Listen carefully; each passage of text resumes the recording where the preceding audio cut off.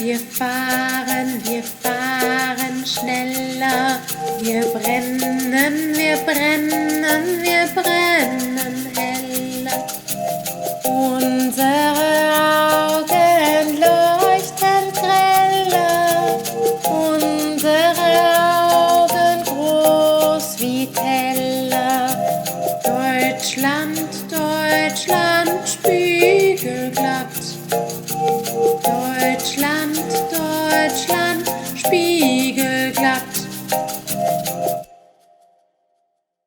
Pentti WW3 wurde 1932 in Helsinki geboren. Sein Vater war Botanikprofessor, Universitätsrektor und Gründer von Finnlands erster Naturschutzorganisation. Da er außerdem den Botanischen Garten leitete, lebte die Familie in dessen ursprünglich für den König errichtetem Schloss.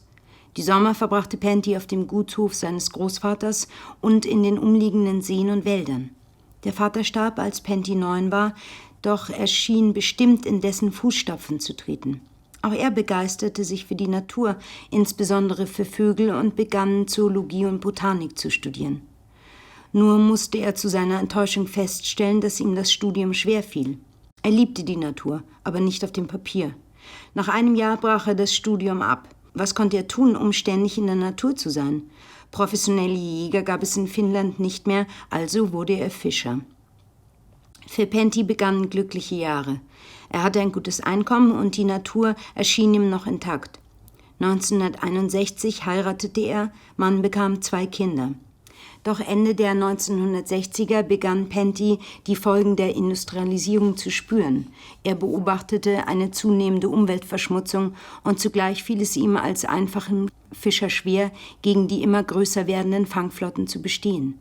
Seine Frau wollte, dass er das Fischen aufgab. Doch Pentti insistierte auf seinem Beruf, begann sich als Naturschützer zu engagieren und die beiden ließen sich 1975 scheiden. Pentti radikalisierte seine Kritik an der zerstörerischen westlichen Lebensweise, insbesondere der finnischen. Die dünne Besiedelung des Landes ließ seine Bewohner noch sorgloser mit der Natur umgehen. Pentti zog in eine 30 Quadratmeter große Waldhütte nahe dem See Vanjavesi, fischte mit einem Ruderboot, transportierte den Fisch mit einem Pferdewagen, hatte keinen Fernseher und lange Zeit auch kein elektrisches Licht. Sogar warme Bäder und Sauna verkniff er sich. Ein weichhäutiger Säuger braucht sich nicht wirklich zu baden. Pentti lebte die radikale Version von Henry David Thoreaus Einsiedlerei, ohne eine Mutter, die ihn bekochte und ihm die Wäsche wusch. Der Mensch ist keine Ameise oder Biene, genauso wie Kontakt zu anderen braucht er Einsamkeit und Frieden, Dunkelheit und Stille, um ein balanciertes Leben führen zu können. Pentti engagierte sich zunächst bei der neu gegründeten Partei der Grünen, doch war er ihr zu radikal. Denn nicht genug damit, dass er eine massive Deindustrialisierung forderte. Außerdem Gummistiefel war für ihn keine einzige Erfindung des 20. Jahrhunderts zu etwas nütze. Damit die Menschheit aufhörte, die Natur gewalttätig zu dominieren, hielt er eine massive Reduktion der Weltbevölkerung für unabdinglich.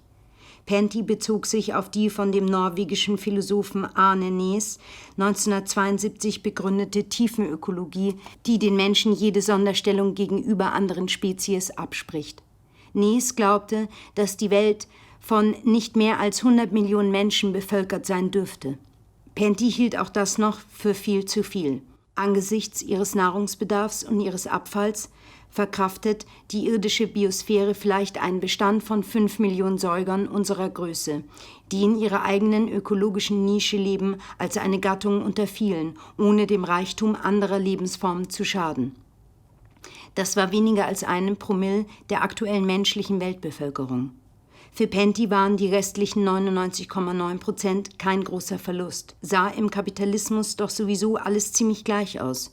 Außerdem müssten alle Privatautos und Privatunternehmen konfisziert und die meisten Straßen wieder bewaldet werden. Reisen außer Landes Diplomaten und Korrespondenten vorbehalten sein.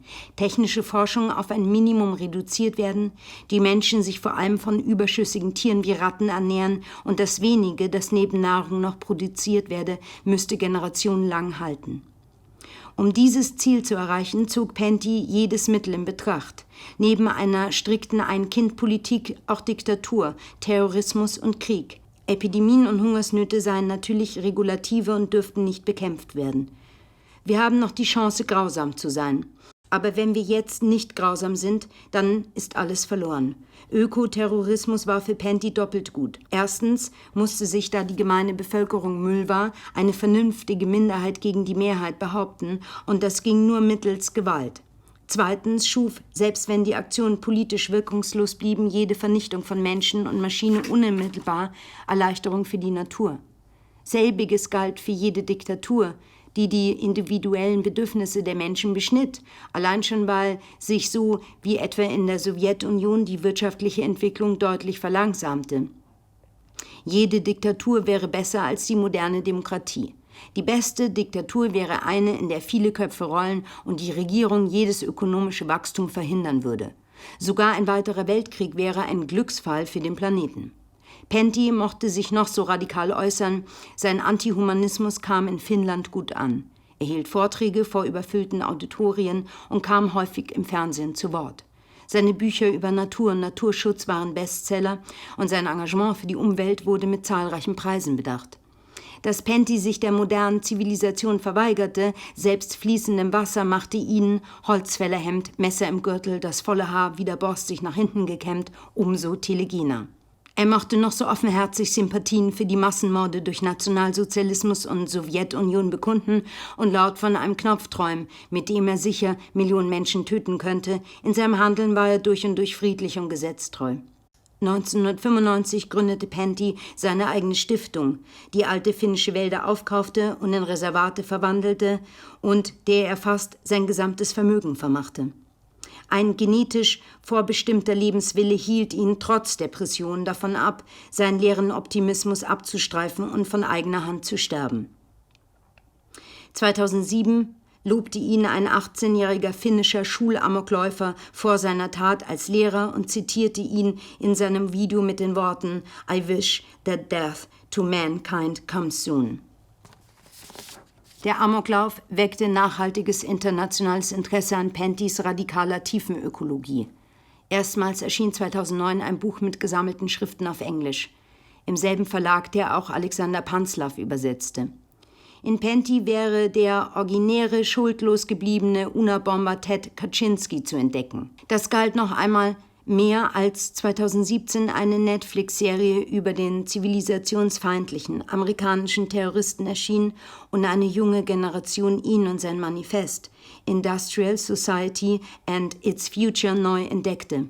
Eine lose Gruppe, die sogenannte Pine Tree Gang, suhlte sich auf Twitter und Discord in apokalyptischen Terrorismus und Bürgerkrieg verherrlichenden Meme und schickte dem zu 8-mal lebenslänglich verurteilten Kaczynski frenetische Geburtstagsgrüße. Es dauerte nicht lange und die Gang wurde auch auf Penty aufmerksam. Eine europäische Division besuchte ihn in seiner Hütte und begleitete ihn beim Eisfischen. Die Tiefenökologie war von Anbeginn eine Herzensangelegenheit weißer Männer gewesen, erfuhr doch in ihr die sonst eher als feminin und mystisch besetzte Sorge um die Umwelt eine nihilistische, gewaltverherrlichende Umdeutung. Manchen Tiefenökologen erschien die Menschheit als so unverbesserlich böse, dass sie in sektiererischen Gruppierungen wie Gaia Liberation Front, Voluntary Human Extinction Movement oder Church of Euthanasia ihre komplette Vernichtung forderten. Darüber hinaus zog die Tiefenökologie auch weiße Suprematisten an, sahen diese doch die weiße Rasse als genauso bedroht durch die restliche Menschheit wie die Natur durch die Menschheit insgesamt. Es waren mittel- und fernöstliche Hochkulturen gewesen, die die europäischen Naturvölker zunächst mit dem Fortschrittsbacillus infiziert hatten und deren Abkömmlinge sich nun 1000 Jahre später daran machten, das, was da kulturell und ökologisch zugrunde gerichtet worden war, durch Massenimmigration komplett zu vernichten. Entsprechend propagierte die anonyme Pine Tree Gang in Amerika das Vorhaben der weißen Separatistenbewegung The Northwest Front, in der im Nordwesten der USA gelegenen Bergregion Cascadia ihre eigenen Staat zu errichten. Die deutsche Division der Pine Tree Gang, die Walder, Wäldler, klang ihnen zu nett, beanspruchte die ausgedehnte Waldung in Deutsch Südost, Thüringer Wald, Hainich, Südharz, als ihr Waldia, in dem sie sich durch Jagen, Sammeln, ergänzt durch ein wenig Ackerbau und Viehzucht, weitgehend selbst versorgen wollte. Die Walder waren sowieso durchweg Männer und die meisten lebten als Incels, das heißt im unfreiwilligen Zölibat. Manche hatten vorher mit den Identitären um Martin Born und Über Mario oder mit den Nackten um LN sympathisiert. Um die Spreu vom Weizen zu trennen, durchliefen die Walder ein umfassendes Training in Überlebens- und Kampftechniken wie Messerwerfen, Lassowerfen, Bogenschießen und Steine schleudern, sowie eine Aufnahmeprüfung, die vor allem darin bestand, einen Mondzyklus lang allein nur mit einem Messer ausgerüstet im Wald zu leben und sich nicht von einem Förster erwischen zu lassen. Zum Glück war der Dessauer Wald nur von wenigen Ortschaften durchsetzt. Man brauchte nur immer wieder die Strom- und WLAN-Leitung zu kappen und Straßen aufzubrechen, dann gingen die meisten schon von alleine. Schwieriger war es, den Forstbetrieb zu unterbinden. In Thüringen wurden lediglich 150 Quadratkilometer der insgesamt 5500 Quadratkilometer Wald nicht forstwirtschaftlich genutzt. Der restliche Wald wurde von Nadelholz-Monokulturen dominiert. Die ließen sich am schnellsten durch Urwald ersetzen, indem man sie abbrannte. Die Walder setzten diese Maßnahme aber nur sukzessive ein, um sich bei weniger radikalen Waldliebhabern und Schützern nicht allzu unbeliebt zu machen. Auch mit Anschlägen auf die Waldflächen umgebenden Bauernhöfe und Städte hielten sie sich vorerst zurück. Wenn, dann agierten sie so verdeckt, dass unklar blieb, ob es sich überhaupt um Anschläge handelte. Mit SARS-CoV-2 infizierte Walder versuchten, möglichst viele Dessauer anzustecken. Man spuckte verstohlen auf Türklinken, tat, als liefe man versehentlich in den anderen, um dann vor Schreck feucht aufzuschreien oder einen asthmatischen Hustanfall zu bekommen. Ziel dieser Lamas war es, die Zahl der Infizierten in Deutsch-Südost so sehr in die Höhe zu treiben, dass es von der deutschen Regierung komplett abgeriegelt würde und sich notgedrungen als autark behaupten müsste. Viele Dessauer würden fliehen, nur die Kräftigen und Tüchtigen würden bleiben. Das Beispiel machte Schule und auch außerhalb Deutsch-Südosts begannen Umweltaktivisten, sich als Chaser gezielt anzustecken und anschließend als Lamas zu engagieren. Die Angst vor der Ausbreitung des Virus legte Verkehr und Wirtschaft lahm und war das Beste, was der Umwelt passieren konnte. Demonstrationen gegen Klimawandel und Artensterben boten Gelegenheit, sich gegenseitig anzustecken. Als die Demonstrationen verboten wurden, traf man sich auf konspirativen Kuschelpartys und sang: Corona, na, na, na, Corona, ja, ja, ja, Corona, na, na, na, Corona, ja, ja, ja. Hast nen Husten, dann kannst du was prusten, hol dir 'n Husten, die Sterblichkeit boosten. Corona, na, na, na, Corona, ja, ja, ja, Corona, na, na, na, Corona, ja, ja, ja. Häng den Popel aus der Nase, als sei es eine Vase, zieh den Popel aus der Nase, als sei es Zauberhase. Corona, na, na, na, Corona, ja, ja, ja, Corona, na, na, na. Sei stolz auf deine Viren, trag sie kopfhoch spazieren, lass es jeden probieren, mit dir abzuschmieren. Corona, na, na, na, Corona, ja, ja, ja, Corona, na, na, na, Corona, ja, ja, ja. Muck nicht, schluck den Tod, druck's nicht, spuck den Tod, ruckzuck kommt die Atemnot, Pfaffe droht mit letztem Brot. Corona, na, na, na, Corona, ja, ja, ja, Corona, na, na, na, Corona, ja, ja, ja. Doch wenn du Corona überlebst und vor Freude bebst, über die Normalen dich erhebst, du auf Wolke 7 schwebst. Corona, ja, ja, ja, Corona, ja, ja, ja, Corona, ja, ja, ja, Corona, ja, ja, ja.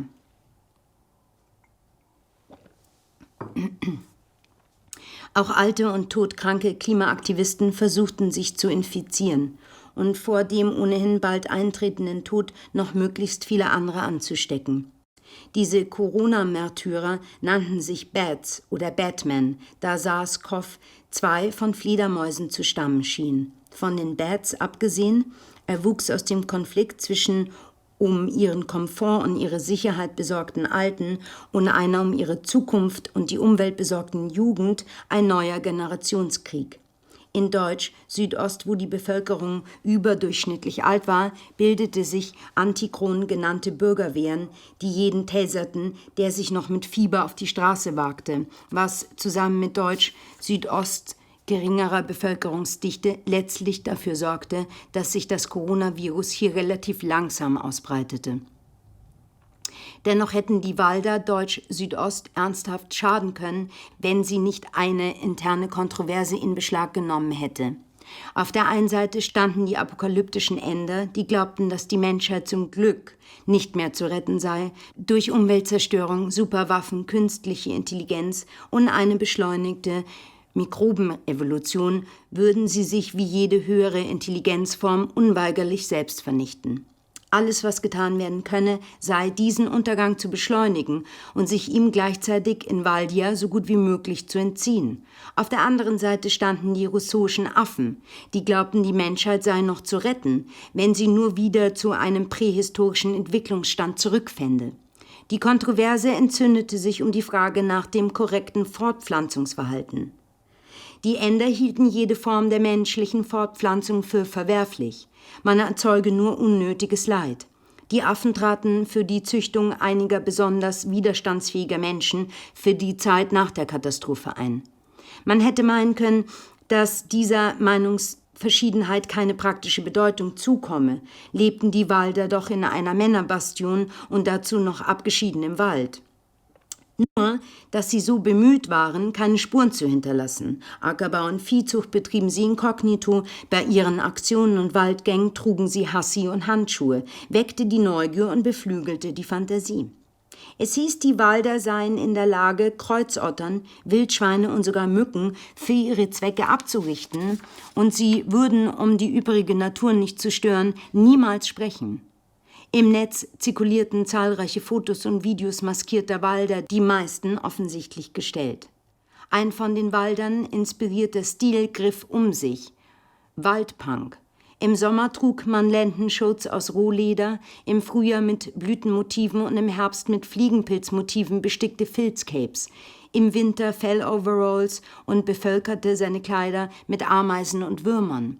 Daraus erwuchs eine globale Jugendbewegung, die sich nur mit kaltem Wasser wusch, die Haare mit dem Messer schnitt und vor allem lautmalerisch und gestisch miteinander kommunizierte. Außerdem weckten die Walder ein starkes sexuelles Begehren. Fotos und Videos angeblicher Walder zeigten äußerst sehnige oder muskulöse Männer, die bis auf Hassi und tatzenförmige Handschuhe nackt waren. Sie parkourten mit irrigiertem Penis durch den Wald und übten sich in akrobatischen Penetrationen. Waldporn entwickelte sich zu einem eigenen Genre. Walder-Darsteller fickten Tote, auch totes Wild, und erweckten sie so wieder zum Leben. Sie fickten Städter und verwandelten sie in Tiere. Sie fickten einander und verwandelten sich in Werwölfe. Dessauer, die sich als Verführer der wenigen im Territorium Deutsch-Südost verbliebenen Frauen betätigten, kostümierten sich als Walder. Und schließlich gab es Frauen, es gab auch Männer und Transsexuelle, doch sie waren nicht das Problem, die sich leicht bekleidet in die Dessauer Wälder aufmachten, um dort mit einem echten Walder Sex zu haben. Insbesondere, hierin bestand das Problem, an ihren fruchtbaren Tagen. Die meisten Männer, auf die sie dort trafen, waren keine echten Walder. Aber es gab auch echte Walder, die sich die Gelegenheit nicht entgehen ließen. Die Ender unter ihnen behaupteten, sie seien sterilisiert. Die Affen hingegen mutmaßten stolz, wie viele dieser Walderinnen sie wohl schon geschwängert hatten. Manchmal waren auch Schwangere oder Frauen mit Baby im Wald zu sehen, offenkundig bemüht, mit dem Zeuger in Kontakt zu treten. Den Endern wurde es zu bunt und sie forderten von den Affen, sich ebenfalls sterilisieren zu lassen. Die Affen hingegen forderten, dass nun, da Valdia etabliert sei, eine zweite Phase beginne, in der die männliche Avantgarde auch Frauen nachhole. Nur so sei eine nachhaltige Besiedlung zu gewährleisten. Die Ender wiederum hatten an Nachhaltigkeit überhaupt kein Interesse.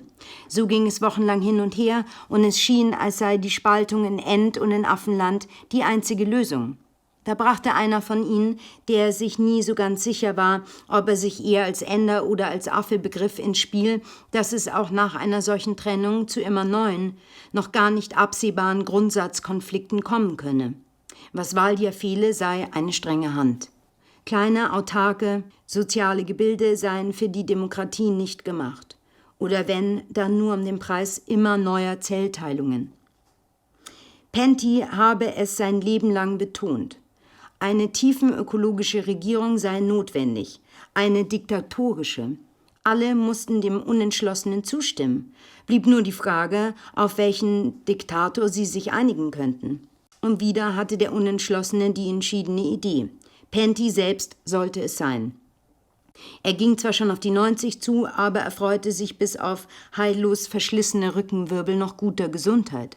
Seit beinahe 50 Jahren hatte er den tiefen ökologischen Prinzipien als Einzelgänger Folge geleistet und nun bekäme er auf seine alten Tage die Chance, sein gesammeltes Wissen an die nächste Generation weiterzugeben. Also machte sich eine Walder Delegation halb Ender, halb Affen auf den Weg nach Finnland. In Hommage an Pentys berühmte Touren durch Kontinentaleuropa fuhren sie mit dem Rad. Penty hatte so die verbliebenen osteuropäischen Urwälder und das im Zweiten Weltkrieg zerbombte und erschreckend schnell und hässlich wieder aufgebaute Dresden besucht. Als die Walder Penty ihre Bitte vortrugen, war er auf Anhieb interessiert. Von Waldia hatte er schon gehört und ihn erleichterte die Aussicht, zum Lebensende nicht professionellen Pflegediensten anheimzufallen, sondern genauso minimal zu sterben, wie er gelebt hatte. Zwar hielt er sich seines depressiven Wesens wegen für alles andere als einen geborenen Herrscher, doch die Walder betonten, dass sie sich ihn vor allem in der Rolle des Weisen wünschten, der immer dann, wenn sie sich selbst nicht mehr weiter wüssten, ein bindendes Urteil fälle. Als beispielhafte Aufgabe gaben sie ihm ihren Frauenstreit. Penty antwortete, dass er, obgleich er seines unweigerlichen Optimismus wegen eher zu den Affen zähle, in diesem Fall den Endern Recht geben müsse.